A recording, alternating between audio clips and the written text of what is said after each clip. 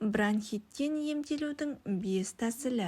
Сәлем достар, сіздермен бірге тән саулығы арнасы каналыма тіркеліп, қоңырау белгісін басуды ұмытпаңыздар. Күннің суық кездерінде бронхитке ұрынып қалатындар көп. Бұл бронх-кілегей қабатының қабынуы. Ол көбіне жедел өтпелі тыныс жолдары ауруларының өршуінен, қандай да бір бактериялық инфекция түсуінен туындап жатады. Ал бронхитті анықтау күрделілеу, себебі оның белгілері басқа да тыныс жолдары ауруларының белгілеріне өте ұқсас. Бронхитке ұшыраған адамның басы ауырады, жөтеліп, дене қызуы көтеріледі. Ол әлсірейді. Оған дәл диагнозды дәрігер ғана қоя алады. Тиісті емді де дәрігер тағайындайды. Дегенмен бронхитке байланысты қолданылуы тиіс негізгі 5 әдіс тәсілі бар. Науқастанған адамның және оның туыстарының осы жөнінде біле жүргендері абзал. Біріншіден, бронхит кезінде науқастың жұмысқа бармай үйде болғаны жөн. Өйткені ағзаға өзінен өзі келуі үшін уақыт күтім керек. Сырқат адам жатқан бөлме таза болуы керек.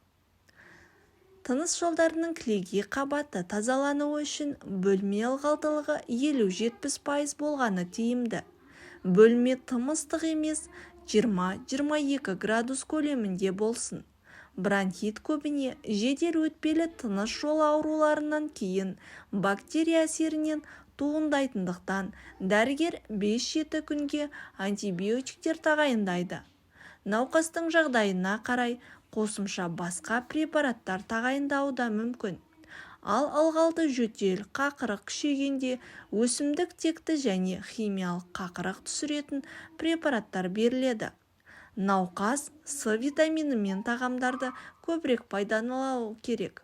Дене қызуы басылғасын ингаляция жасалады. Науқас тыныс алу жаттығуларын жасауы керек. Кәсіби массажистке арнайы массаж жасату арқылы да қақырық түсіруін арттыратын амал жасауға болады. Тұмау мен қызылша, көкжөтел сияқты аурулардан дұрыс емделмесе, соңы бронхитке әкеледі. Сондықтан қолқаңызды күтіп, бронхиттің емделу жолын біліңіз.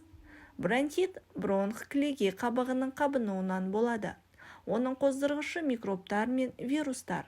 Онымен ауырған адамның қақырығында пневмокок, стрептокок сияқты микроағзалар жүреді де, науқас түшкіріп, қақырып, жөтелген кезде сау адам ағзасына тыныс жолдары арқылы ауамен өтіп дамиды. Аталған аурудың 2 түрі болады. Біріншісі жедел де, екіншісі созылмалы.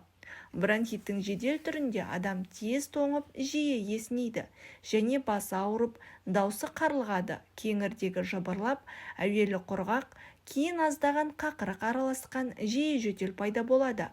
Жөтелдің жиі және үздіксіз болуына байланысты кеуде қуысы, ішектер ауырады. Осыдан ағзада әлсіреп кетеді. Дер кезінде емделмеген бронхит өкпенің домбығуына шалдықтырады. Бұл жағдайды қиындатып жіберуі мүмкін. Емі.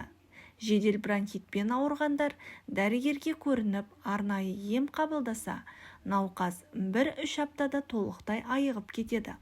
Ал жас балалар мен қарт адамдарда бронхиттің жедел түрі өте ауыр өтеді. Сондықтан балалар мен қарттардың жөтеліне көп көңіл бөліп, кеудеден қақырықтың шығуына көмектесетін дәрілік препараттарды уақытылы қабылдату керек. Созылмалы бронхитпен ауырған адамдар үнемі жөтеліп жүреді. Жөтел көбінесе таңертең пайда болып, құрғақ немесе өкпеден сарғыш жасыл түсті қақырық түседі.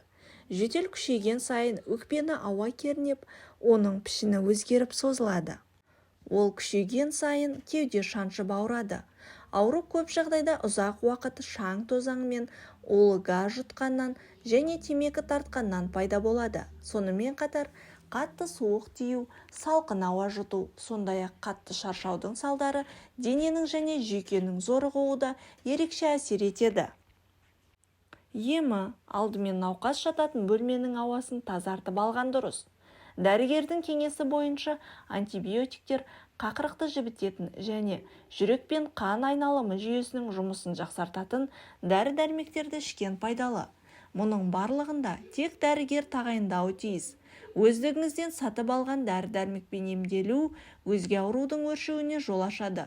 Ауырған адам терлеп тұрғанда ұры желден сақтанған абзал. Бөлмедегі ауа мөлшерден тыс құрғақ болмауы үшін жылу келетін жерге ыдыспен су қойып немесе жылыту құбырларының бетіне дымқыл шүбере қойып қою керек. Бұл ауа ылғалдылығын бір қалыпты сақтауға мүмкіндік береді. Науқас с дәруменіне және ақуызға бай тағамдарды көп қолданылуы керек.